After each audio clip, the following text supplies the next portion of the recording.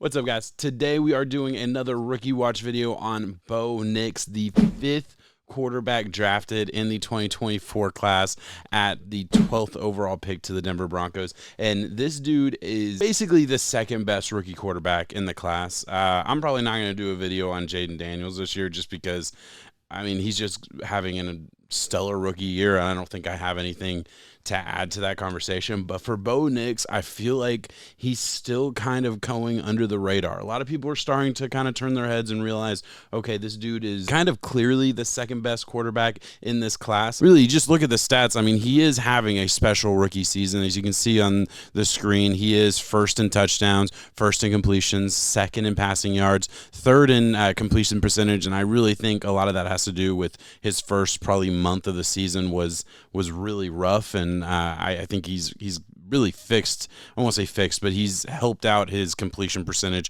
a good bit in the past. I'd say 6 weeks, 7 weeks, give or take. And I do want to show you guys a couple more graphs.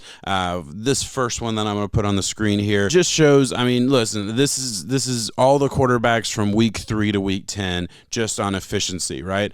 And Bo Nix is right here in the middle. There's a lot of good quarterbacks up here. There's a lot of solid quarterbacks down here. It's all over the place. And listen, I'm not sitting here pretending that he is an elite quarterback in the league yet.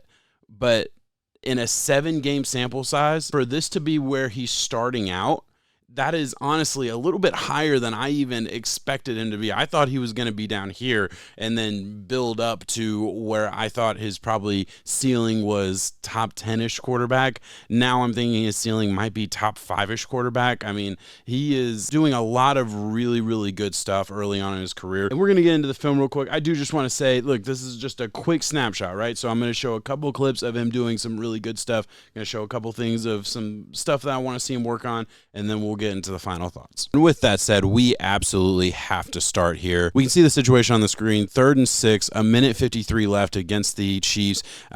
If you watch this game, or if you know about this game, this is the game where the Broncos lost in devastating fashion when the Chiefs block a 35-yard field goal to win.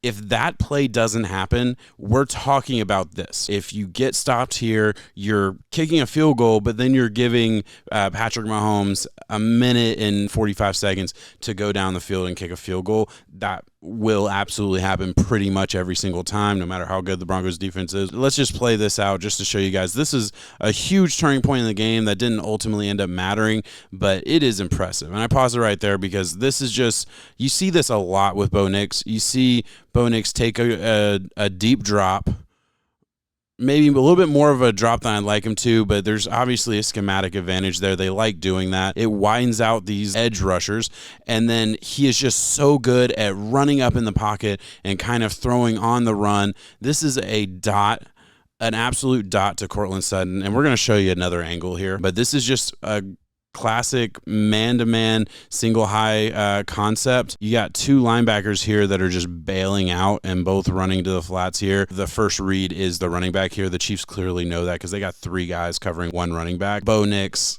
sees that this is not going to be open, and what does that do? He has to buy time. He can't set up and plant right here because he's going to get absolutely smashed. Runs up in the pocket and just throws a dime to Courtland Sutton, and that's the game. I mean, from there, they run the ball 3 times. They kill all the time off the clock, and then they kick a basically chip shot field goal to beat the Kansas City Chiefs, or at least it would be the game. So that's not Bo Nix's fault, obviously. Let's move on to the next clip here for you. And this right here is just another example of Bo Nix's playmaking. You see the last clip was him kind of making a play inside the pocket, maneuvering the pocket, running up in the pocket, and making a throw kind of on the run, which he's really, really good at. This right here is kind of him using his legs. First of all, makes a dude miss. You gotta love that. And then nothing's open, and he just uses his legs. He is, I don't want to say sneaky athlete. I mean, he's an athlete. We knew coming out that he was able to move. He can definitely make plays with his legs. And then quickly here, this is just an absolute dot. Beautiful. Nothing more to say there. All right, let's show another arm talent play here down the field, just pushing the ball down the field.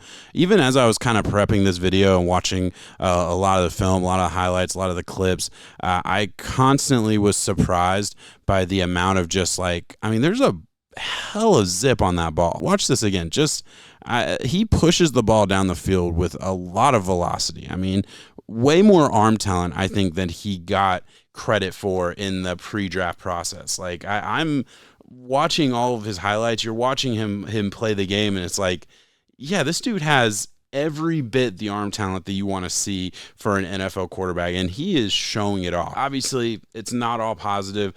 We do have some accuracy issues with Bo Nix. That's probably my biggest negative for him so far in his career. I mean, listen, could you maybe nitpick certain plays where there were open guys down the field and he missed them for one reason or another? Obviously, yes, you can, but that's every rookie every year at the quarterback position in the NFL. Like, that's always going to happen. So we're not going to nitpick that too hard. He's got Sean Payton coaching him up. I can confidently say he's going to be okay there. But accuracy, again, another part of his game that I'm not super worried about. But this is probably the most famous example. They ended up absolutely dominating the Saints in this game, but very early on in the game, got a nice little play action. Love the window dressing there. I mean, listen, this is just a basic dagger concept. It's not a super complex concept, but you pair that with a little bit of misdirection and play action there on the front end, and you have yourself a really interesting play.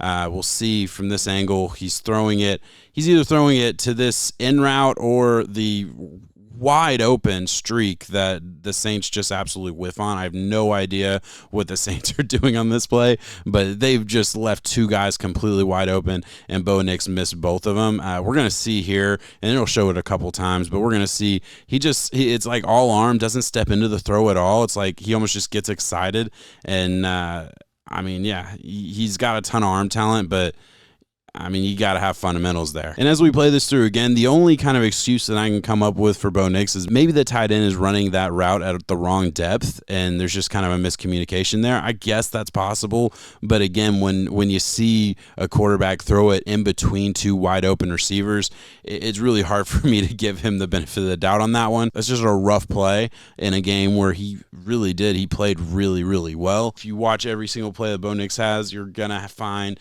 some underthrows. You're going to find some accuracy issues. You're going to find him throwing behind the receiver here and there. It's not perfect, but man, when he just gets the opportunity to sit back, throw a dagger off his back foot, he is dangerous, and you see a ton of positive from Bo Nix. I am super excited to see what Bo Nix can do for the rest of the season. We are looking at a guy who is doing everything you want to see from a rookie quarterback. Is it perfect? No, but it's really good, and to the point where he's not getting the credit he deserves, I don't believe. That is the Jaden Daniels effect. That is just the reality of being on kind of a bad team and probably outperforming what I think, a lot of more veteran quarterbacks would be doing with all the same weapons. I mean, the run game is not great. The receiving weapons are not great outside of Cortland Sutton. It's not a great offense. They have a very good defense, I would say, but overall, this isn't like the perfect situation for a rookie quarterback and he just fell in. No, they're going to build around Bo Nix in the offseason, and the Broncos are going to be a dangerous team down the stretch.